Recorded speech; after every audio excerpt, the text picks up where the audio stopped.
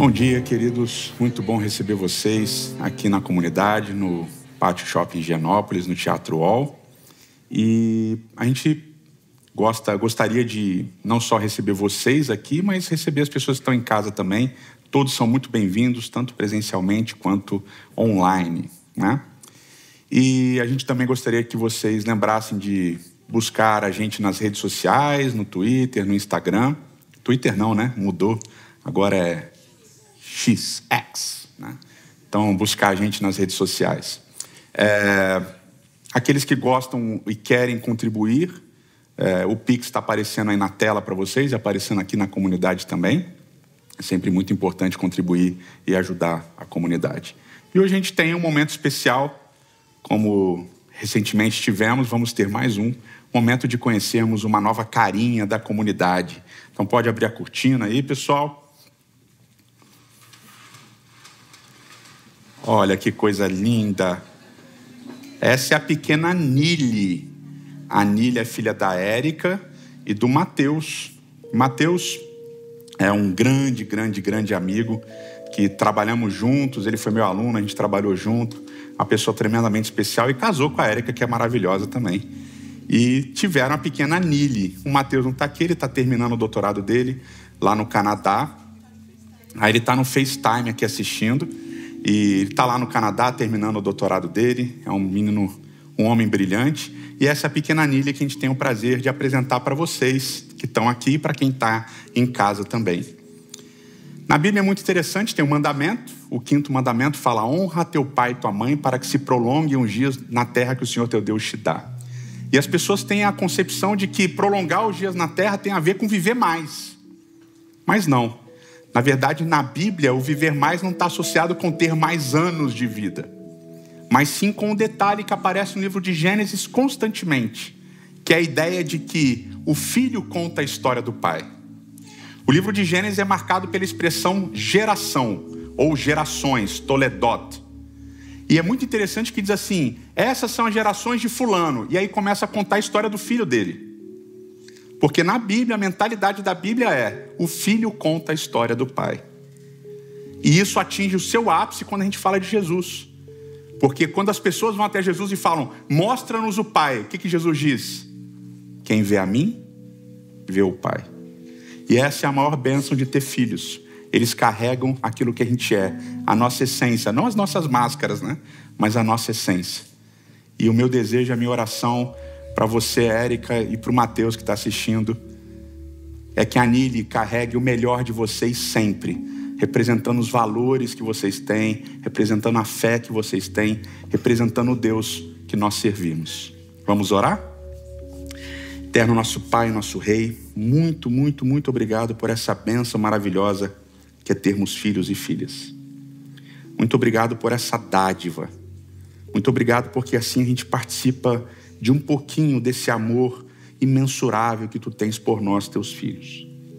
E aqui hoje a gente está com a pequena Nili, filha da Érica e do Mateus.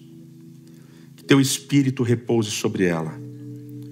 Que a tua graça, que a tua misericórdia, que a tua justiça guiem os passos dela de agora e até que Cristo volte a essa terra. Senhor, derrame sabedoria sobre a Érica e o Mateus. Que eles sejam pais amorosos, que eles sejam pais dedicados, que eles representem o teu amor e a tua graça para a pequena Nili o tempo todo. Que o Senhor abençoe e dê sabedoria à família também. Que os vovós, que os titios, que primos e primas ajudem no crescimento da Nili sendo bons exemplos. E que nós todos, como comunidade de fé, possamos representar para a Nili os teus valores, a tua graça, o teu amor, a tua misericórdia, a tua justiça, todos os momentos da vida dela. E que estejamos sempre à disposição para quando ela precisar, para quando a Érica e quando o Mateus precisarem também. Nós te apresentamos e apresentamos ela para a comunidade, certos de que o teu Espírito estará sempre com ela.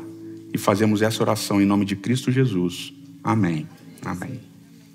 Agora você vai receber um presentinho para a pequena Nili, para vocês. E que Deus abençoe vocês.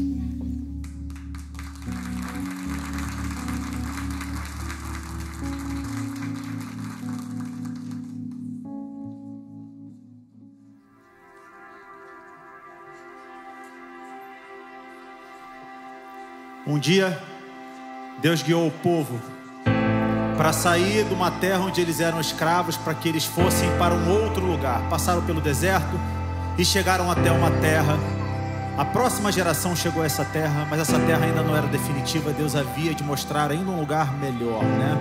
Então a nossa caminhada não se restringe ao lugar onde nós estamos, mas nós precisamos sempre ter em mente que nós estamos indo para um outro lugar melhor. É um movimento. Vamos todos louvar o nome do Senhor juntos, nesse sábado maravilhoso na presença dEle. Deus, eu quero andar contigo, ó Deus, ouvir a tua doce voz. E Ele diz, dizendo, eu sou contigo, Deus. Eu quero ser inteiro teu, viver em plena comunhão, amar a todos e ser achado em Cristo, Deus. Eu quero contigo, Deus, ouvir a sua doce voz soprando o caminho, dizendo, eu sou contigo, Deus. Eu quero ser inteiro teu, viver em plena comunhão, amar meus inimigos e ser achado em Cristo, Deus.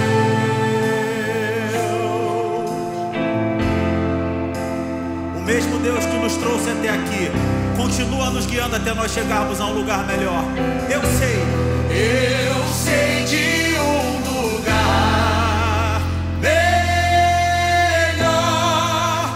bem melhor, que está por vir. Tua voz soprou do deserto até aqui. Eu sei de um lugar melhor, bem melhor, que está por vir. Tua voz soprou do deserto até aqui. Eu sei de um lugar melhor, bem melhor, que está por vir. Tua voz soprou do deserto até aqui. Eu sei de um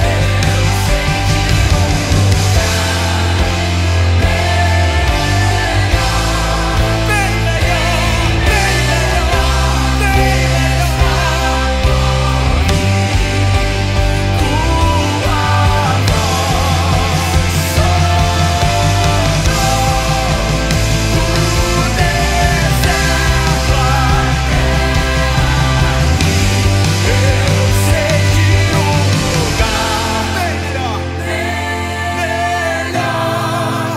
bem melhor, que está por vir.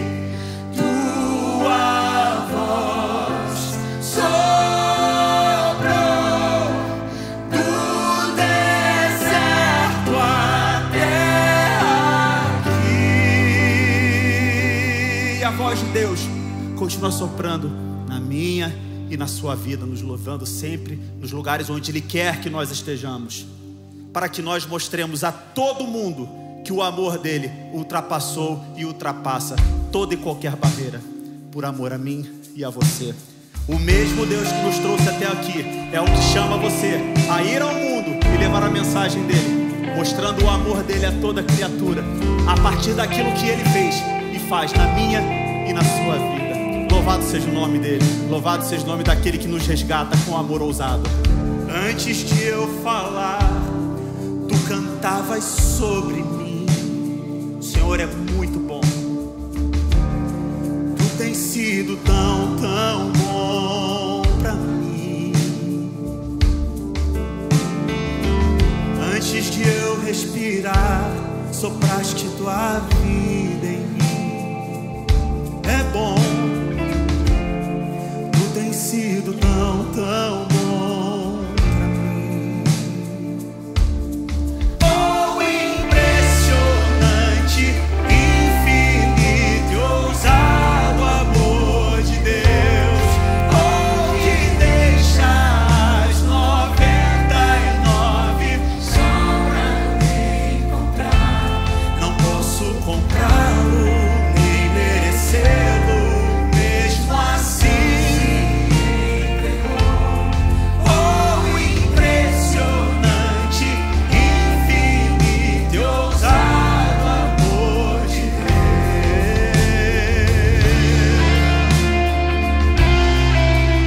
A palavra de Deus diz que antes nós vivíamos desgarrados como ovelhas perdidas.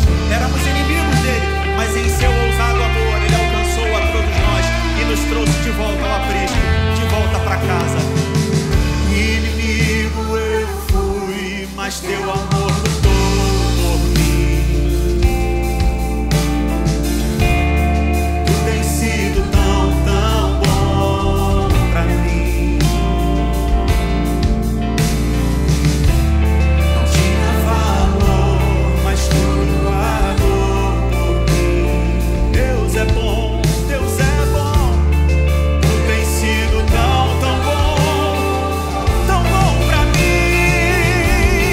Oh, impressionante, infinito e ousado amor de Deus.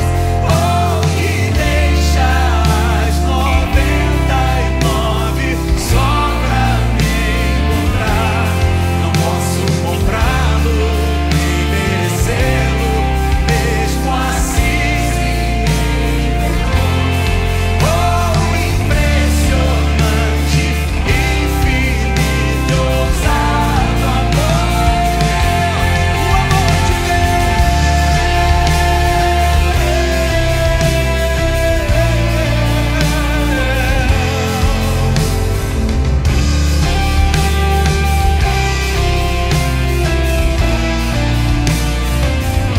E o que o amor de Deus faz? Traz luz para as sombras, escala montanhas para me encontrar. E o que mais? Derruba muralhas, destrói as mentiras. Ele sabe as verdades sobre você.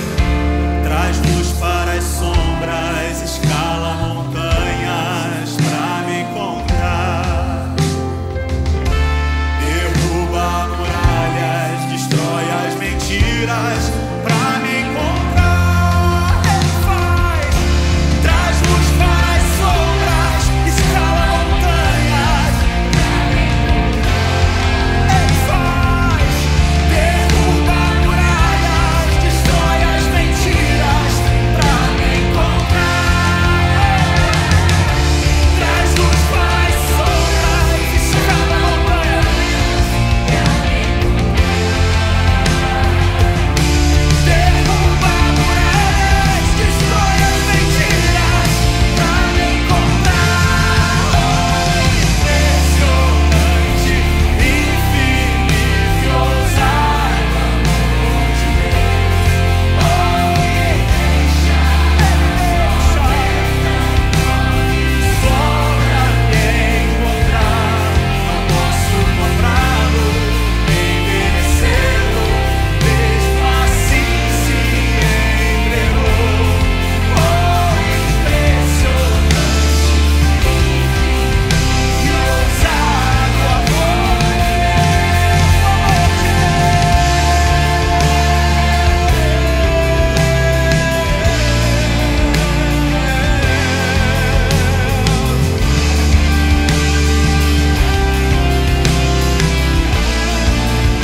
Esse é o amor de Deus. Oh, impressionante, infinito e ousado. E o que ele faz? Oh, as 99 só pra me encontrar. Não posso comprá-lo, nem merecê-lo, mesmo assim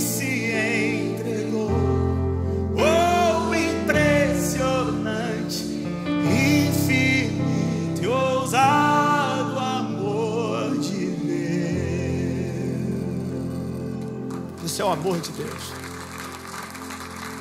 Esse é o amor de Deus que encontrou a sua máxima expressão na sua humanidade. Deus foi tão maravilhoso, tão misericordioso, alcançou a gente de um jeito tão maravilhoso que escolheu se tornar um de nós para que isso acontecesse. E a expressão máxima desse amor no tempo e na história, que está descrita na Bíblia desde o início até o fim, está em sua morte, em seu sacrifício por mim e por você. Se um dia alguém disser para você que você não pode, diga: eu posso, porque a cruz do Calvário me tornou parte de algo maior do que eu. Amém? Andei tão cego, sem rumo certo, buscando a paz e descanso. Eu procurei por tantos meios justificar meus erros, mas ao clamar, meus olhos abri. Olhe para a cruz. E ao Olhar pra cruz, eu entendo o amor derramado por mim, sacrifício de sangue por pecador. Não sou merecedor, tua graça me alcançou.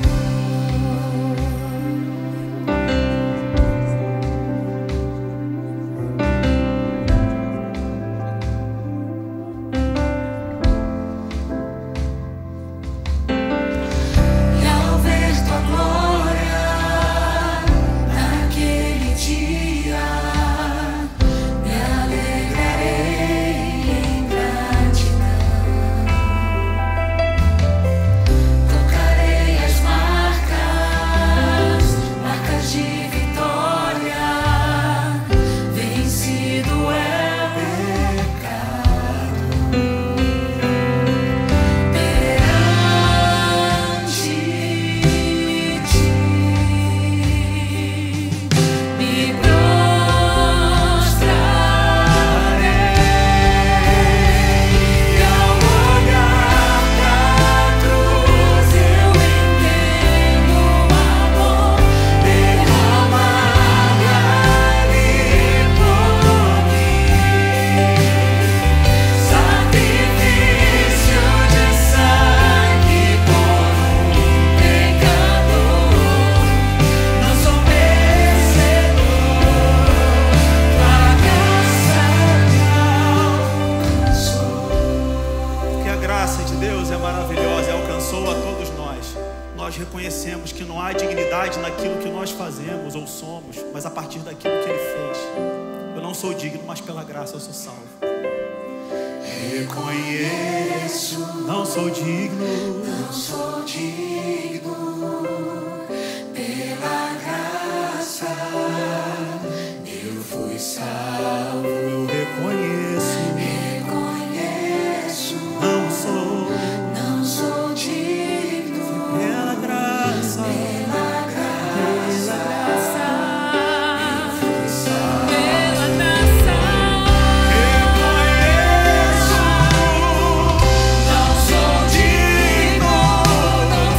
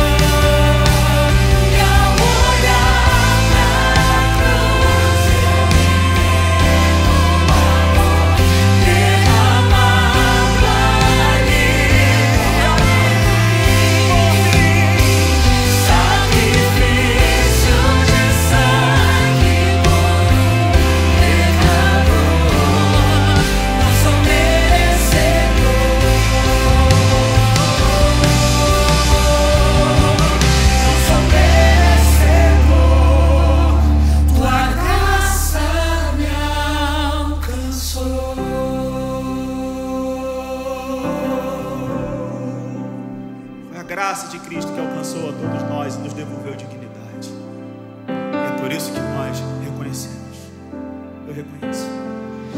Reconheço, não sou digno, pela graça eu fui salvo. Reconheço,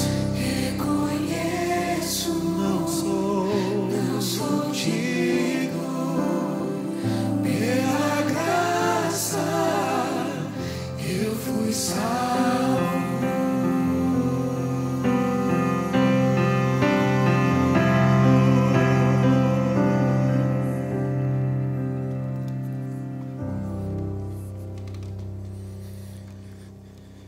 Eterno nosso Pai, eterno nosso Rei, muito obrigado, Senhor, por mais um dia, por mais uma manhã, muito obrigado por mais um momento em que podemos experimentar a Tua graça juntos como comunidade.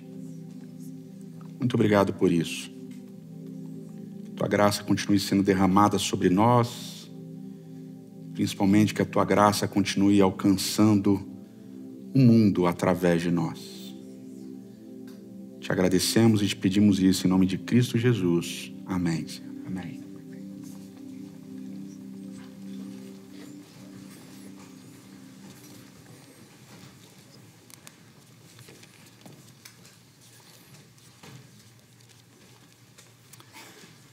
Bom sábado para vocês. Muito bom recebê-los aqui.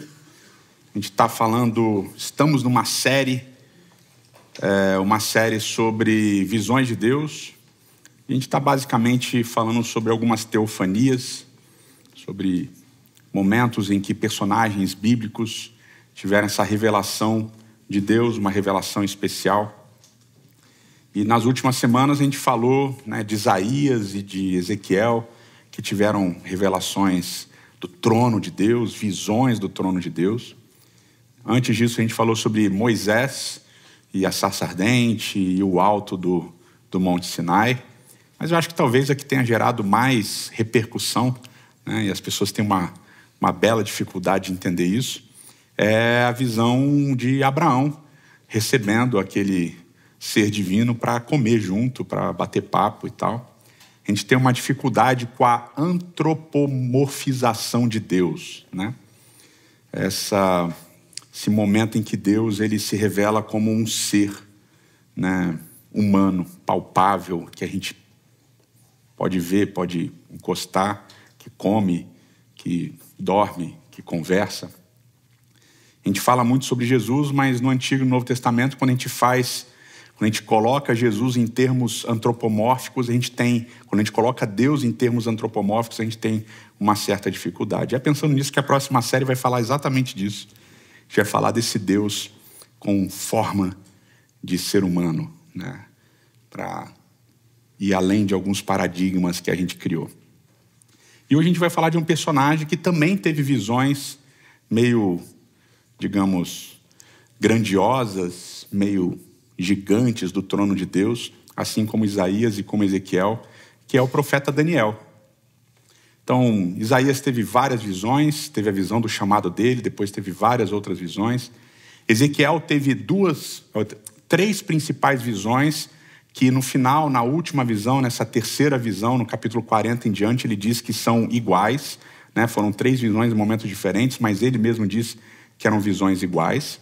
E Daniel ele vai ter uma série de 5 visões ao longo do livro dele. A primeira visão que Daniel tem não é uma visão que foi dada a ele. Na verdade, é uma visão que foi dada a Nabucodonosor. Nabucodonosor tem uma visão, ele não lembra direito da visão que ele teve em sonhos. E aí, então, tem todo um processo de busca para entender que visão era essa, e ele ameaça matar uma galera e tal. E aí Daniel pede para que Deus revele para ele, e Deus revela. Daniel tem o mesmo sonho, a mesma visão que Nabucodonosor teve, e aí consegue ir até o rei, consegue explicar essa visão para o rei. E é uma visão de uma estátua. Essa estátua tem vários metais, esses metais representam, segundo a interpretação que Deus deu a Daniel, reinos que passariam. E aí, no final dessa visão, tem uma revelação específica. Capítulo 2, se você tem sua Bíblia, seu aplicativo aí, a partir do verso 34, diz assim, Daniel narrando a visão, Enquanto estavas observando, uma pedra soltou-se sem auxílio de mãos, atingiu a estátua nos pés de ferro e de barro e os esmigalhou. Então o ferro, o barro, o bronze, a prata e o ouro foram despedaçados, viraram pó, como pó de debulha de trigo na eira durante o verão. O vento os levou sem deixar vestígios. Mas a pedra que atingiu a estátua tornou-se uma montanha e encheu toda a terra. Essa foi a visão que Nabucodonosor e Daniel tiveram. E aí, na interpretação dessa visão, Daniel diz assim, capítulo 2, verso 44, na época desses reis, o Deus do céu estabelecerá um reino que jamais será destruído e que nunca será dominado por nenhum outro povo. Destruirá todos os reinos daqueles reis e os exterminará, mas esse reino, o reino de Deus, durará para sempre. Esse é o significado da visão da pedra que se soltou de uma montanha sem auxílio de mãos, pedra que esmigalhou o ferro, o bronze, o barro, a prata e o ouro. Então, termina o finalzinho do verso 45. O Deus poderoso mostrou ao rei o que acontecerá no futuro, o sonho é verdadeiro e a interpretação é fiel. Então, é um sonho com uma interpretação interessante. Se vocês notarem, tem uma pequena divergência entre o sonho e a interpretação que Daniel dá, que eu acho fenomenal, porque é uma ideia de uma coisa complementar, né? Daniel diz que uma pedra se soltou sem auxílio de mãos, essa pedra esmigalhou a estátua, cresceu e se tornou uma montanha que encheu toda a terra, né? Acabamos de ler. Mas tem um detalhe. Diz na interpretação que essa pedra se soltou a partir de uma montanha e destruiu a estátua e esmigalhou a estátua. Ou seja, no sonho que Daniel narra, a pedra destrói a estátua e se transforma numa montanha. Já na interpretação, a pedra sai da montanha e destrói a estátua. É uma sutileza, mas eu acho uma sutileza muito interessante porque se complementa com outros momentos de visões de Ezequiel e de Isaías. Isaías capítulo 2, Isaías capítulo 11, Isaías capítulo 26, Ezequiel capítulo 40 em diante. O santuário é descrito como estando numa montanha. O santuário, que é a habitação de Deus, é descrito como estando numa montanha. E o reino do Messias em Isaías é descrito também por uma pedra. Até no profeta Zacarias, que tem visões muito interessantes também, a gente poderia analisar, mas não vamos nessa série.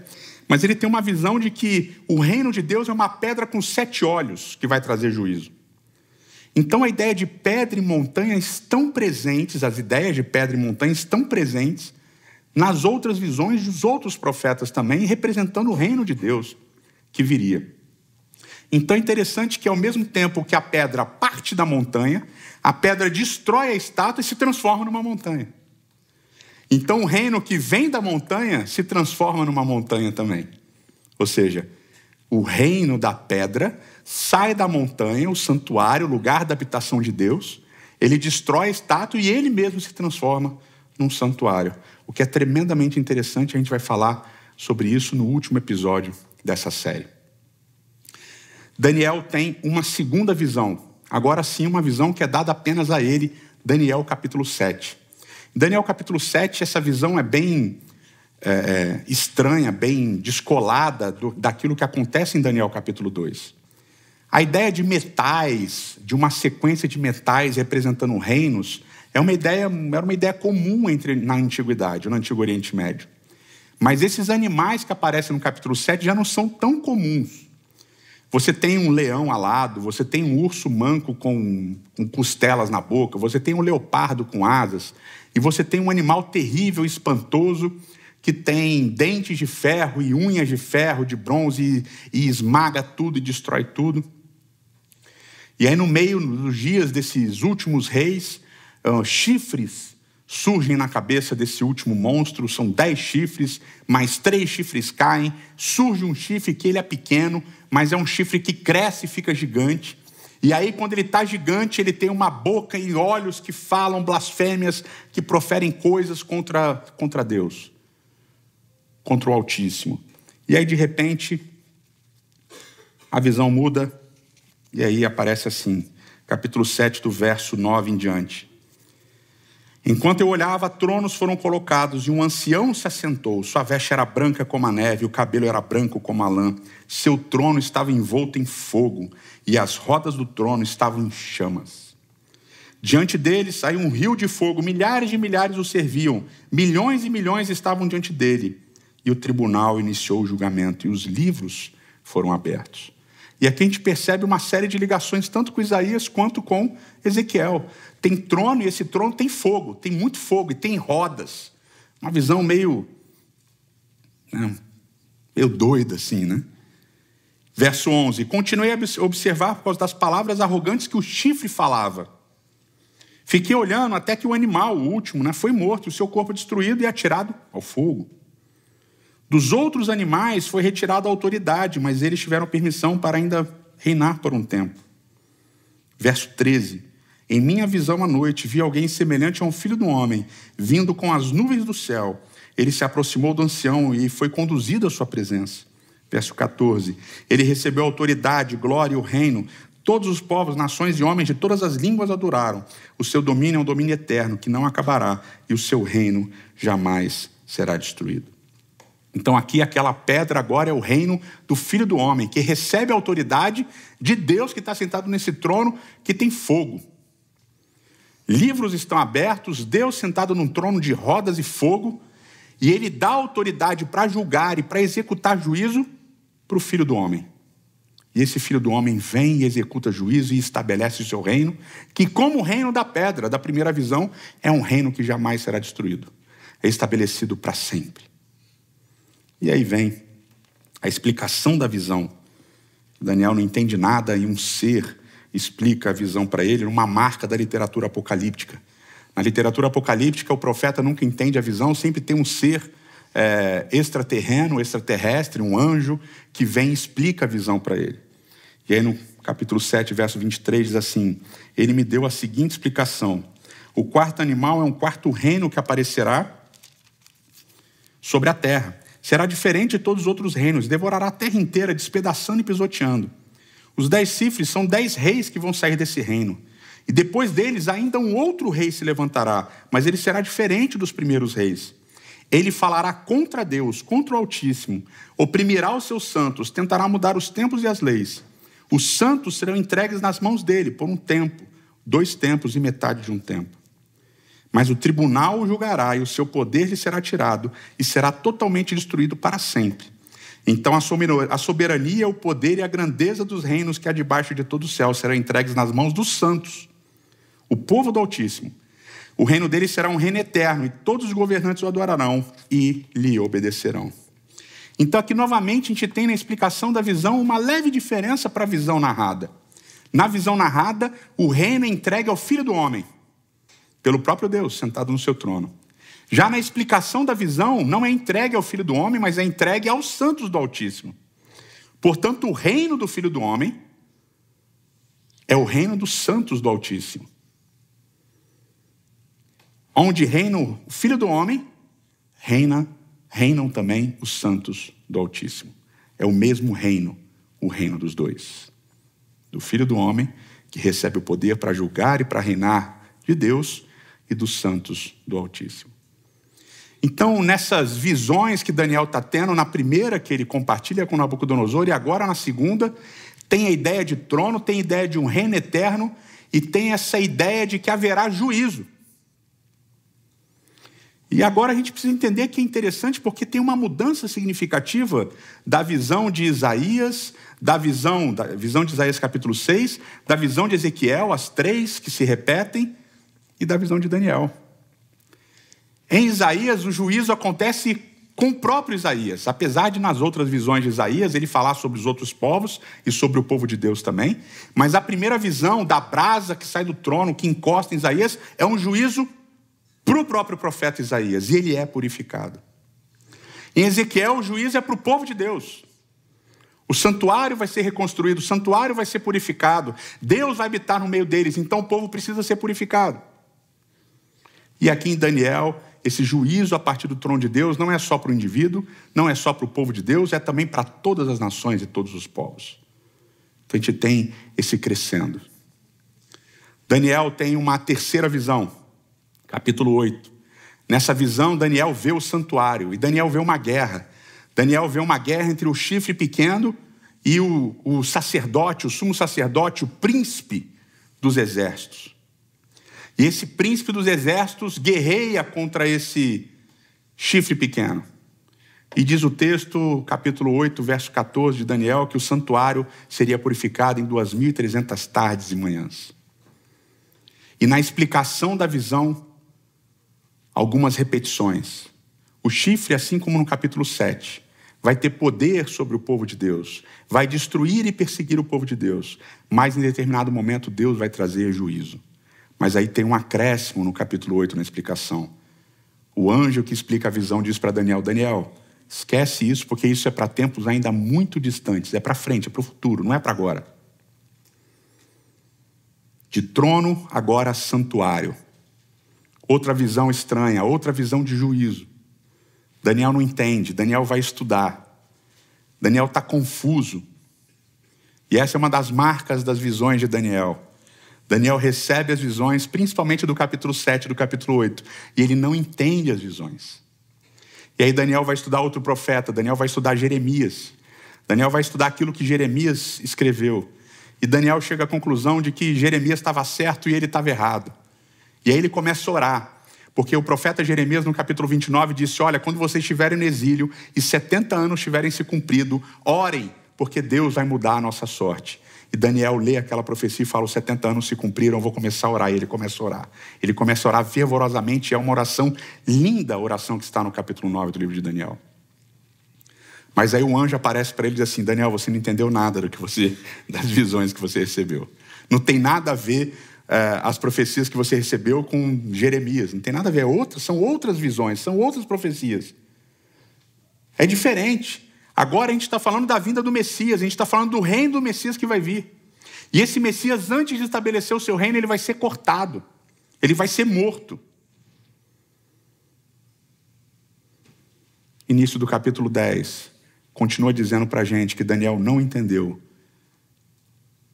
E ficou triste, ficou doente. Olha a sequência para vocês verem, para vocês perceberem. Finalzinho do capítulo 7, depois que ele tem a visão do trono de Deus, do chifre pequeno, etc e tal. Capítulo 7, verso 28. Esse é o fim da visão. Eu, Daniel, fiquei aterrorizado por causa dos meus pensamentos, da minha visão, e meu rosto se empalideceu, mas guardei essas palavras comigo. Literalmente ele ficou mal com a visão que ele teve. Ele ficou mal, ele ficou para baixo. No final do capítulo 8, depois da visão do santuário, das 2.300 tardes e manhãs, capítulo 8, verso 27. Eu, Daniel, fiquei exausto e doente por vários dias. Depois eu me levantei e voltei a cuidar dos negócios do rei.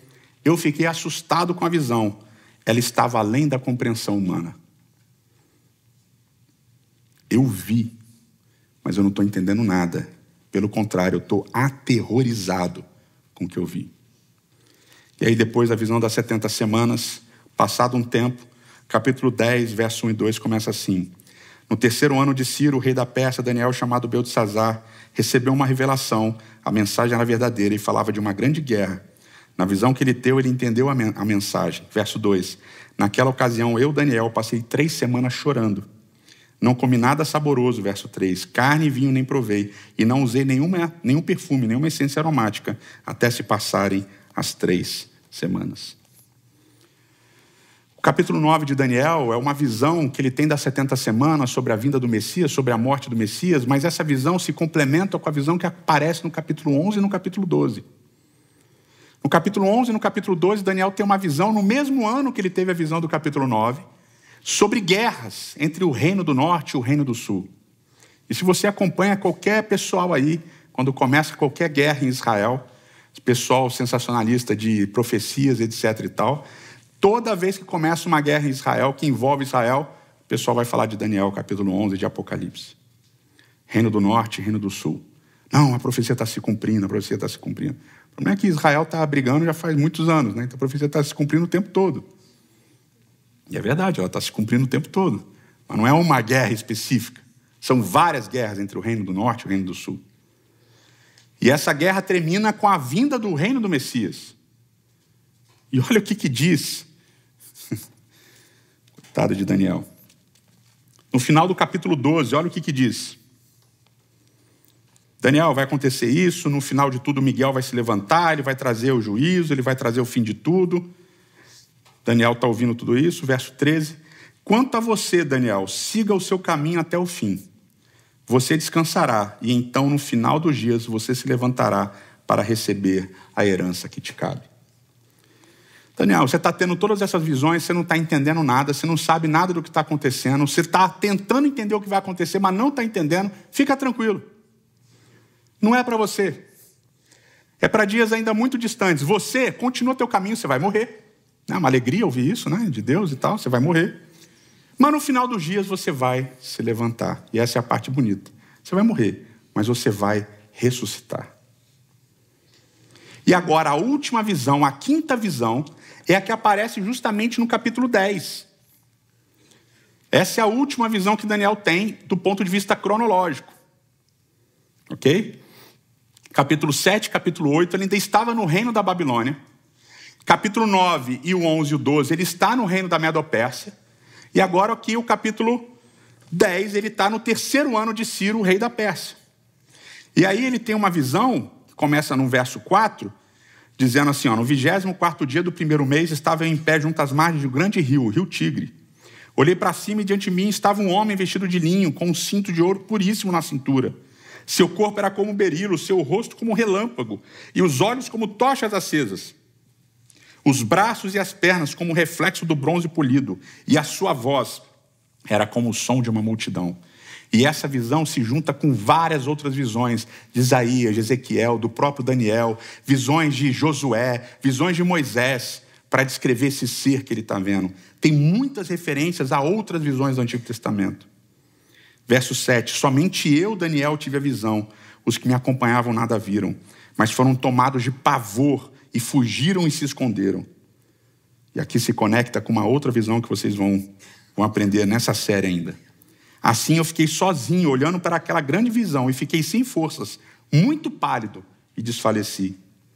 Então eu ouvi falando, e aí eu caí prostrado, com o rosto em terra, e perdi os sentidos. Eu gosto dessa visão de Daniel, capítulo 10, das 5 visões. Eu gosto especialmente dessa, por alguns detalhes. O primeiro, a gente tem uma ideia de que as visões de Deus, de que ver a Deus é um negócio muito tranquilo, muito bonito, muito artístico, quase lúdico. Mas é interessante que existe um elemento de temor e um elemento de pavor nessas visões.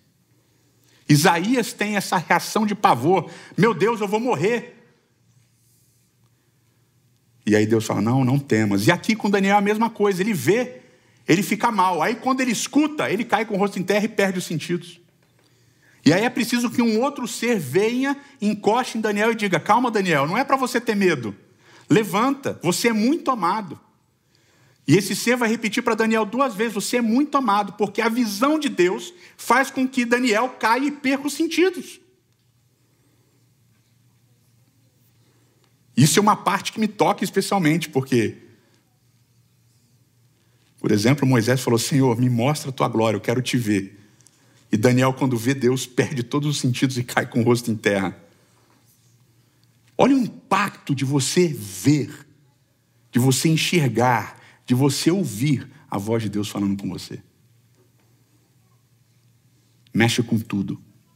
Abala tudo. E aí vem uma parte que eu acho muito mais forte ainda. O ser diz para ele, Daniel, você é muito amado, eu vim aqui para te explicar tudo. A gente está preocupado com você, você está doente. Você está 3 semanas doente, chorando, porque você não consegue entender a visão, porque a visão é difícil e etc e tal. Então eu vim aqui para falar para você, para te contar as coisas da visão. Verso 16 do capítulo 10. Então o ser que parecia um homem me tocou nos lábios e abri a minha boca e comecei a falar. E eu disse àquele que estava em pé diante de mim, estou angustiado por causa da visão, meu Senhor, e eu quase desfaleço. Eu estou quase morrendo por causa dessa visão. Como posso eu, teu servo, conversar contigo, meu Senhor? Minhas forças se foram e eu mal posso respirar. O ser fala para Daniel, vim aqui te explicar. Ele fala assim, meu amigo, eu não quero ouvir explicação. Eu estou cansado, eu estou angustiado, eu não aguento mais isso. Como é que eu posso te ver? Como é que eu posso saber dessas coisas e continuar vivendo? Eu estou quase morrendo de ver isso daí. Eu não quero mais ver. E essa história da revelação, da visão de Deus, mostra para a gente um impacto forte e tremendo que ver a Deus, escutar as revelações de Deus pode ter na nossa vida.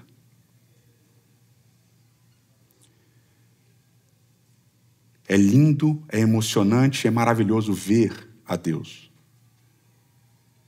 Ter uma visão de Deus. Mas o profeta Daniel nos mostra que existe também um preço. Um preço forte. Um preço emocional, inclusive. De ver e ouvir a voz de Deus. Daniel basicamente está dizendo assim: meu querido, não quero ouvir mais nada. Chega. Eu estou cansado. Foram muitas visões, muitas explicações. Para mim já deu. Para mim já deu. Existe um preço a ser pago para vermos quem Deus é. Mas o mais bonito é aquilo que nós lemos no final do capítulo 12. Esse ser maravilhoso. Ele diz: Daniel, não se preocupe em entender o que você viu. Não se preocupe em entender o que você ouviu.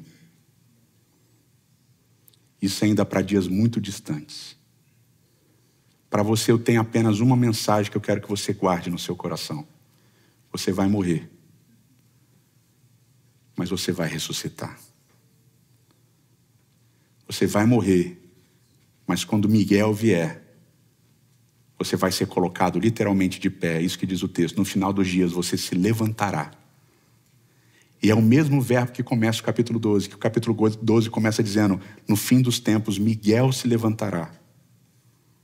E no final do capítulo 12, o ser divino, o ser angelical diz para ele: Daniel, você vai morrer, mas no final dos dias você vai levantar. A mensagem do trono de Deus, apesar de ser uma mensagem de juízo, apesar de ser uma mensagem que cobra um texto, que cobra um preço emocional, apesar de ser uma mensagem difícil, que muitas vezes a gente não gosta de falar, como Daniel, a gente não quer nem ouvir falar. A visão do trono de Deus também é uma visão de esperança.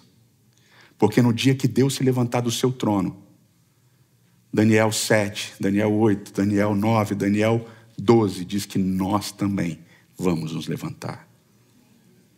Quando Deus se levantar do seu trono, os seus filhos também vão se levantar. A mensagem do trono é uma mensagem de graça, é uma mensagem de purificação, uma mensagem de transformação e é também uma mensagem de juízo. De um juízo que traz destruição, mas de um juízo que traz ressurreição.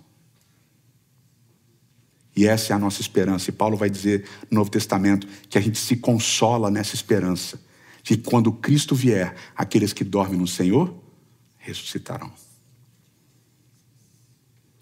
Ver o trono de Deus é experimentar, ao mesmo tempo, a tristeza absoluta pelo juízo destrutivo que vai vir, mas a esperança absoluta, a certeza absoluta de salvação e ressurreição dos mortos.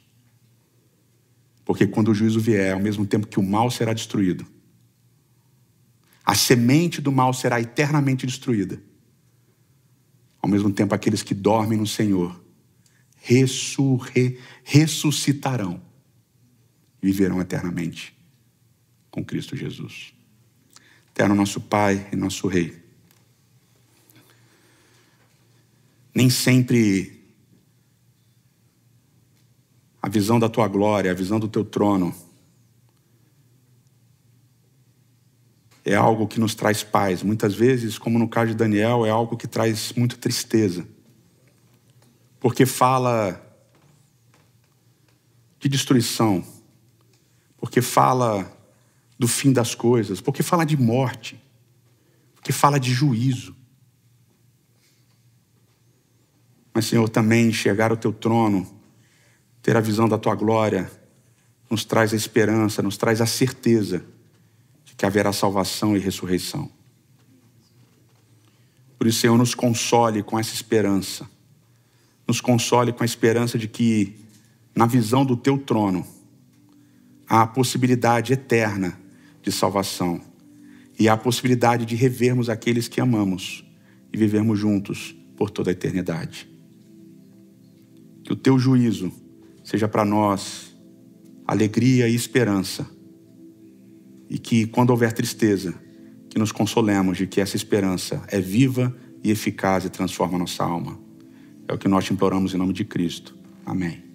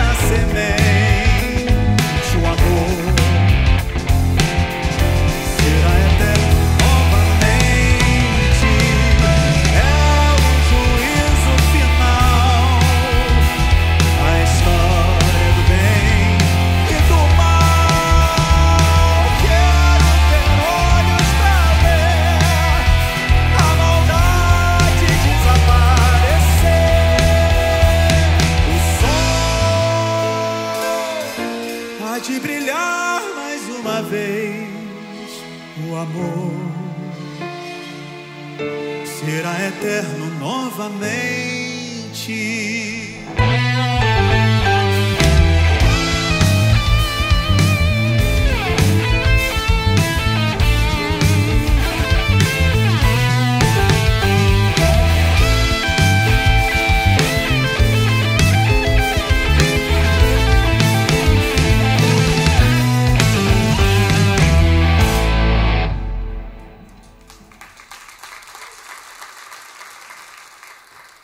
Que o Senhor te abençoe e te guarde. Que o Senhor faça brilhar o seu rosto sobre ti e tenha misericórdia de ti. Que o Senhor sobre ti levante seu rosto e te dê a paz. Um abraço e até semana que vem.